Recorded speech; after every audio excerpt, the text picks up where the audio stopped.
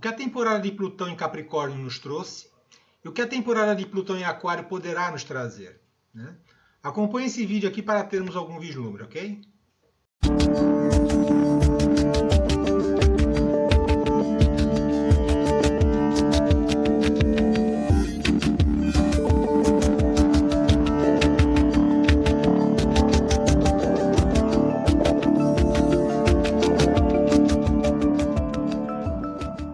Boa noite, gente. Como vocês estão? Eu espero que todos estejam bem, espero que todos estejam com saúde, espero que todos estejam em paz aí junto aos amigos de vocês, aos familiares de vocês, aos bichos de vocês, e a quem mais for caro e querido ao coração e à alma de cada um, ok?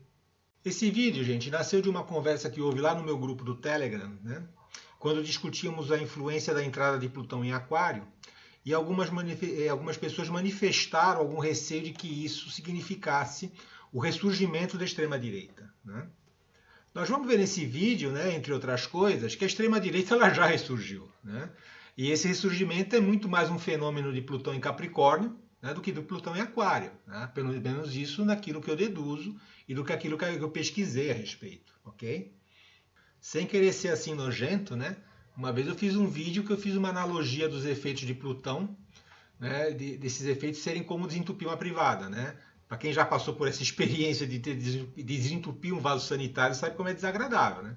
Você coloca o desentupidor na boca de entrada lá do sifão e fica fazendo aquele movimento de sucção e começa a vir para fora, né, aquela energia, aquela sujeirada toda que está lá presa no cano, né? Então, um dos efeitos de Plutão é isso, né? Ele traz para fora tudo aquilo que é sujo, né? Tudo aquilo que estava muitas vezes escondido, entendeu? Que às vezes a pessoa tinha vergonha de mostrar, ou então muitas vezes aquilo que estava nos subterrâneos da sociedade, aquilo que muitas vezes se considera um tabu. Em 2008, quando Plutão começou a entrar em Capricórnio, né, estourou o escândalo do subprime. Durante muito tempo se emprestou dinheiro para comprar imóveis sem exigir garantias, né, suficientes para isso. Tá? Nem comprovação de renda, nem nada. Tá? Esses contratos de empréstimo eles serviam de lastro para outros empréstimos, que serviam de lastro para outros empréstimos, que serviam de lastro para outros empréstimos. E muitas vezes esses imóveis eles eram hipotecados várias vezes, porque se eu não me engano nos Estados Unidos isso é permitido. Você tem um imóvel e hipotecar ele em várias dívidas, tá? Até que uma hora tudo veio embaixo, tudo veio abaixo. Tá? Essa imagem aqui ela é muito feliz, né? Mostra que as amortizações dos empréstimos subprime sustentando uma pirâmide financeira, uma pirâmide de bancos, uma pirâmide de securitizadoras muito grande, uma coisa bem frágil que uma hora veio abaixo, né? Uma hora, devido à alta da inflação dos Estados Unidos, devido à estagnação de renda da população dos Estados Unidos, tudo acabou ruindo, né? Tudo acabou vindo abaixo, entendeu? Então aí tivemos um caso, o escândalo do subprime, que Lehman Brothers foi pro buraco e outros bancos aí acabaram falindo, né? E o que Plutão mostrou aqui? Né? Ele mostrou uma situação que estava correndo de forma subreptícia, né? Há vários anos, né, aqueles empréstimos estavam sendo concedidos de forma irresponsável, praticamente criminosa, né? Durante vários anos isso acontecendo. Só que quando Plutão entrou em Capricórnio, que é um signo de terra, né, que é um signo de finanças, que é um signo de alta administração, de grandes corporações, puxou aquilo tudo para fora, né, que nem desentupir o vaso sanitário, né, da minha comparação. Tá? Isso acabou gerando uma crise mundial, gerou estagnação de renda, gerou desemprego, gerou cobranças por parte da sociedade por conta da liberdade que estava sendo dada para aquelas pessoas que estavam fazendo essa encrenca toda, né? E mostrou uma outra faceta de Plutão, né? Que é o da radicalização. Né? Plutão sempre radicaliza aquilo que toca. E de onde surgiram esses movimentos de extrema-direita? Né? Na verdade, esses movimentos surgiram como uma forma de reação, né, aos movimentos de contestação ao capitalismo por conta da crise do subprime de 2008 e dos efeitos que ela gerou. Né? Não sei se vocês lembram do movimento Ocupe, do movimento da Primavera Árabe, aqueles movimentos que tiveram aqui no Brasil a partir de 2013. Né? Aquilo ali tudo surgiu no bojo da crise que o capitalismo trouxe, né? E começaram a questionar o capitalismo por conta daquela malversação que aconteceu, né? Que gerou desemprego, gerou carestia, gerou quebradeira financeira, né?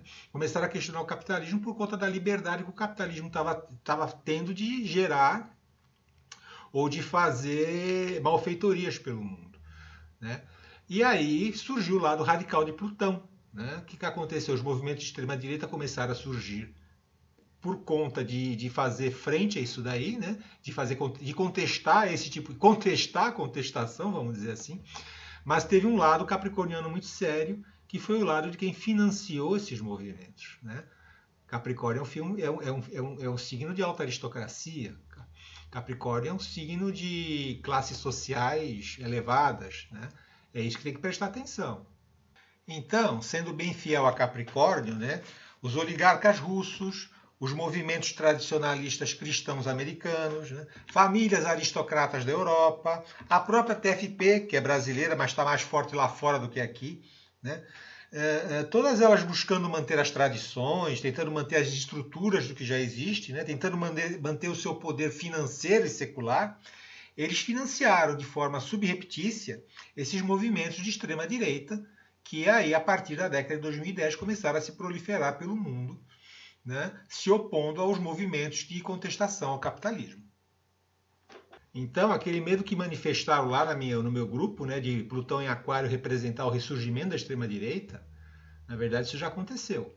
Né? Como eu disse, Plutão sempre radicaliza, né? Plutão sempre vai aos extremos. Tá? Houve esse extremo, houve o ressurgimento da extrema-direita para fazer frente a essa contestação que aconteceu. Isso foi financiado, como eu disse, pelas altas oligarquias, por quem quer manter sempre as coisas no mesmo lugar. Né? Só que tem um detalhe, com Plutão em Aquário, ele também vai fazer a mesma coisa. Também vai ter radicalização, só que dançando na música de Aquário. Toda essa ênfase na inteligência artificial nesses últimos meses, por exemplo, né, de 2022 para cá, da segunda metade de 2022 para cá, se eu não me engano, isso aí não foi à toa, né? Isso aí não foi efeito sem causa. Isso já vinha há alguns anos, a inteligência artificial já vem sendo pesquisada há alguns anos, mas pode ver que teve um boom agora. Né? O negócio está chegando nos seus extremos, está radicalizando. Né? Ela está chegando num ponto extremo de inteligência artificial que a gente nunca viu.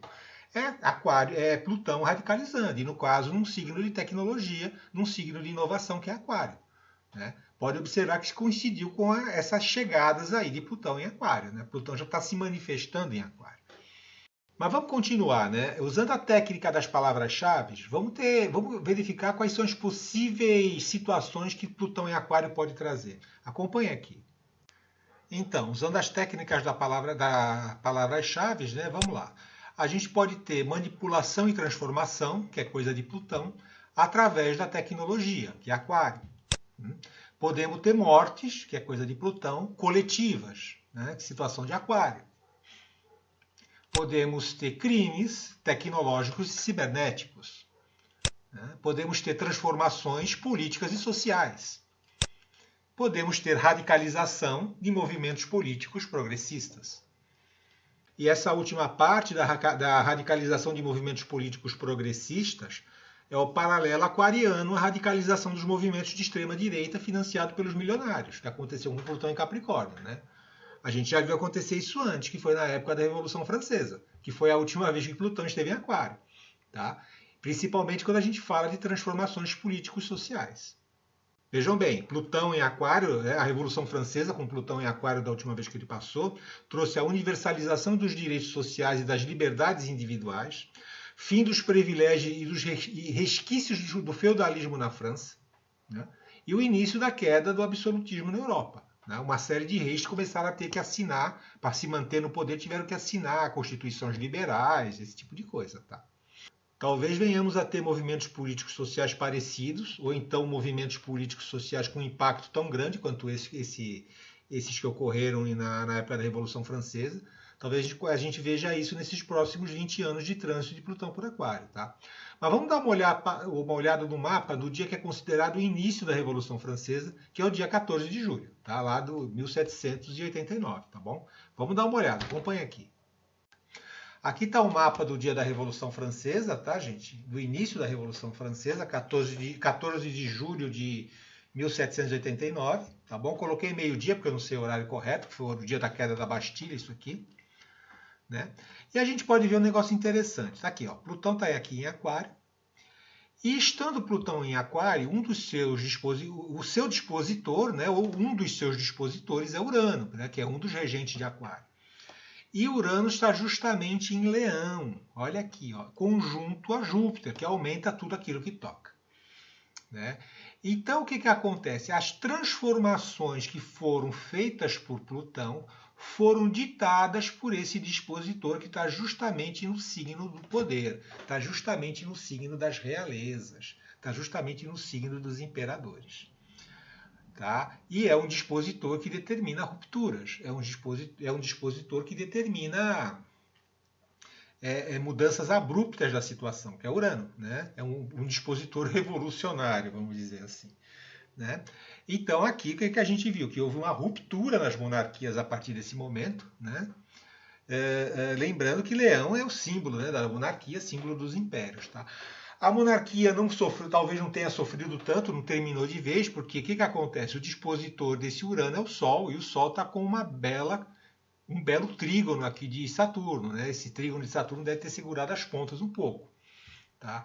Mesmo assim, a monarquia, os reis não foram mais os mesmos. Né? Os reis tiveram que ceder muito para continuar no poder. Né? Tiveram que assinar constituições liberais, né? Tiveram que fazer uma série de coisas para se manter no poder e nunca mais foi a mesma coisa. Né? E aí nós teremos algo parecido com essa configuração, se a gente olhar trânsito aqui, tá? Vamos aqui para 2037. Que em 2037 a gente vai ter algo parecido. Né? Plutão vai estar em Aquário, né? Urano vai estar conjunto a Júpiter novamente. Né? Só que não mais em Leão, mas agora em Câncer. Então, esses aqui pode determinar, o que Urano pode determinar para Plutão transformar? Né? Transformar aquilo que a gente conhece como família, né? Aquilo que a gente conhece como pátria, aquilo que a gente conhece como nação. Né? Pode haver mudanças profundas aqui nesse quesito, né? Que o que a gente hoje conhece como pátria, aquilo que a gente hoje conhece como família, aquilo hoje que a gente conhece como nação, aquilo hoje que a gente conhece como patriotismo, pode sofrer mudanças profundas aí, mudanças revolucionárias, assim como aquilo que as pessoas daquela época conheciam como monarquia, com o rei absoluto, o rei mandando em tudo, o senhor da vida e da morte, isso aí acabou. Né? Começou um processo aí de transformação em cima disso. Aqui também pode ser o início de um processo de transformação profunda nos quesitos relacionados ao signo de Câncer. Tá? Antes disso, porém, se a gente voltar no tempo um pouquinho, né, 7 anos antes, vamos para essa data aqui, a gente vai ver que Urano vai estar em Gêmeos. Né? Plutão em Aquário, lógico, e com Urano em Gêmeos. Então, o que pode significar isso daqui? Que pode haver mudanças profundas, radicais e irreversíveis, ou começo dessas mudanças na nossa civilização ocidental. Porque Gêmeos ele é um signo que fala dos alicerces da civilização ocidental. Eu vou até remeter um artigo aqui, que é um artigo do Fernando Fernandes, lá do site da Constelar. Eu sempre recomendo os artigos do site da Constelar, onde ele fala justamente de Gêmeos, signo de Gêmeos, representar os alicerces da civilização ocidental. Ele explica direitinho aqui por quê. Tá? Não é à toa que o 11 de setembro foram as Torres Gêmeas que foram derrubadas. Né? Você tinha Plutão em Sagitário. Plutão em Sagitário é algo que fala de radicalismo religioso, né?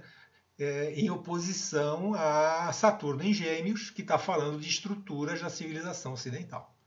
Né? Então, justamente no 11 de setembro, houve a derrubada das Torres Gêmeas. Né? É um dos símbolos da nossa civilização ocidental. Leia esse artigo aqui que vale muito a pena, tá bom?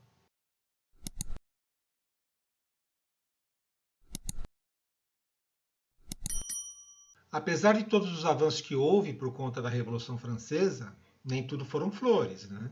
A Revolução Francesa, em nome da liberdade, da igualdade e da fraternidade, desagou no período do terror, né? Onde pessoas que fossem meramente suspeitas de conspirar contra a Revolução, elas eram presas e muitas delas foram guilhotinadas. Né? Inclusive muitos dos membros da própria Revolução, né? Muitos dos membros que participaram da própria Revolução. E talvez a gente passe a ver a partir de agora coisas bem radicais nesse quesito, né? Essa semana, por exemplo, saiu o trecho da entrevista de um atual assessor de uma ex-presidente da República, que falou para quem quiser ouvir que ele achava que quem discordasse da ideologia política dele deveria sofrer pena de morte, né? Ele falou isso num programa de entrevista, num podcast. Estou deixando o link da entrevista aqui embaixo para ninguém dizer que eu estou mentindo, né? Isso é bem o radicalismo de um Plutão em Aquário, né? Em nome da liberdade, da igualdade e da fraternidade, né? Desce-se a guilhotina em quem não concorda, né? E aí, gente, entra naquela contradição que eu já abordei num vídeo anterior, que eu também estou deixando aqui no link, tá? Que é a contradição entre Urano e Saturno, tá? Saturno sempre vence no final, não tem jeito. Mesmo que aparentemente seja Urano quem vença. Tá? Porque se Urano consegue virar tudo de perna para o ar, né, ele depois vai precisar estabelecer uma nova ordem, ele vai precisar estabelecer um novo sistema. E ele só vai conseguir através de Saturno, porque Urano em si, ele não consegue isso. Né? Não era a natureza de Urano conseguir esse tipo de coisa, tá? Não era a natureza de Urano manter nada. Ele quer revolucionar tudo. Tá? Mas na hora que tem que manter aquilo que dá aquela nova ordem, aquele novo sistema que Urano gerou, é Saturno que aparece para manter a ordem estabelecida, né? Para governar a ordem estabelecida. Tá?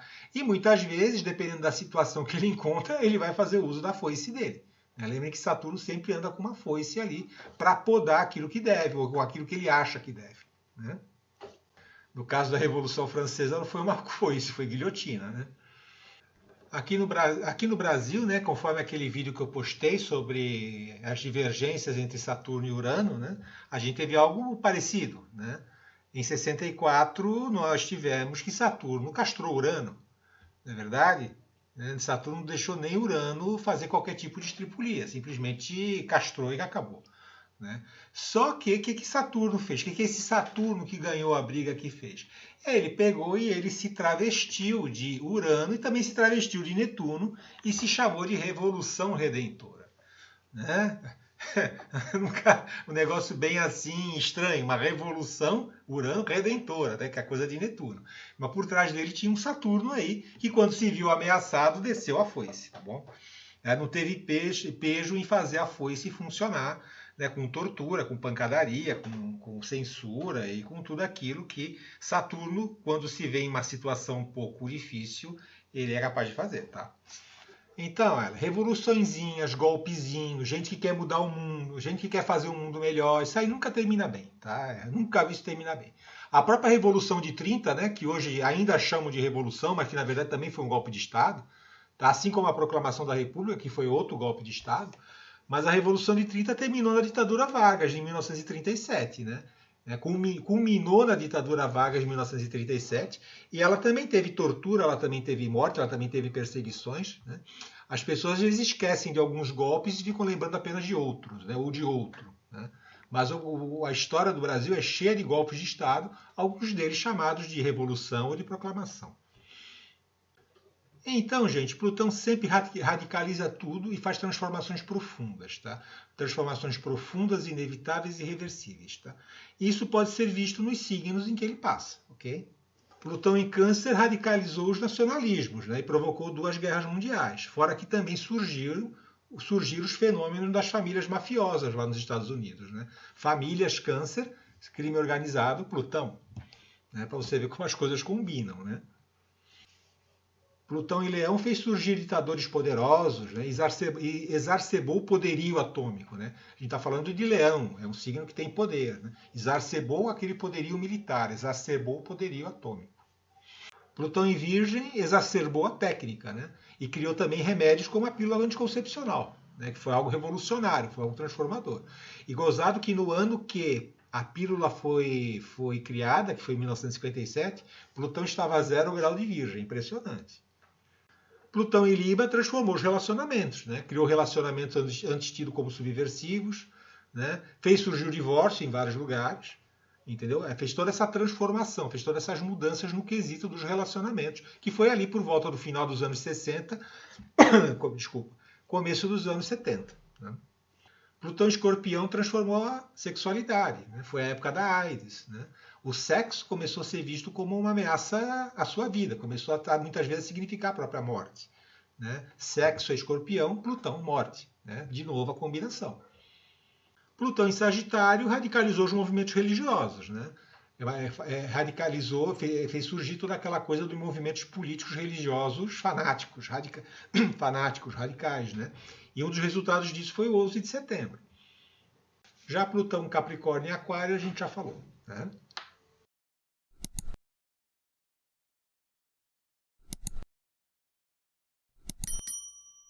Por hoje é isso, gente. Espero que vocês tenham gostado.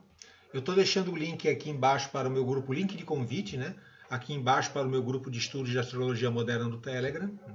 Eu estou querendo incrementar um pouco mais a respeito de astrologia mundial, né? Incrementar mais bate-papos sobre astrologia mundial nesse grupo. De forma que se você gosta do assunto e acha que pode contribuir de alguma forma, seja bem-vindo, seja bem-vinda, ok?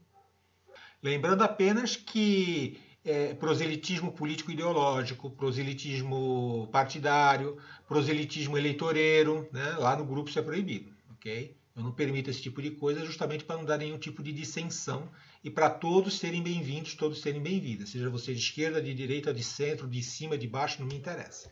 Tá? Por isso que a gente mantém essa laicidade, vamos dizer assim, no trato da política, para todo mundo se sentir à vontade e para todo mundo poder participar e usufruir de conhecimentos. Ok?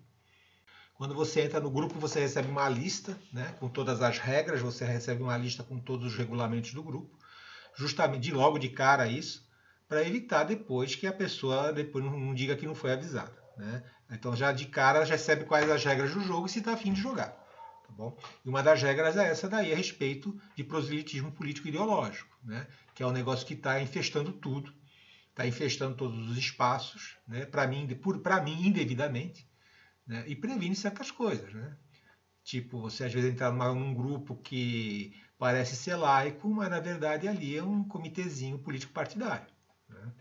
Você só vai descobrir isso quando você posta algo que não é considerado devido. E aí passa uma guilhotina em você. É nessas horas que você vê que liberdade, igualdade e fraternidade tem lado. Né? Não é para todo mundo, depende do lado que você está, não é verdade? De qualquer maneira, lá no meu grupo a gente já coloca as regras do jogo de primeira para evitar dissabores. Né? No meu grupo sempre foi e sempre será assim. Está lá extremamente organizado. Se você gostou do vídeo, deixa um joinha. Né? Se inscreva no canal se for do seu interesse. Compartilhe o vídeo caso você tenha amigos que gostem do assunto. Tá bom? E não deixe de deixar não esqueça de deixar seu comentário. Né? Caso você queira, né? Comentários sempre são bem-vindos, tá bom? Fiquem com Deus, tenham um bom fim de semana, cuidem-se e ó, tchau!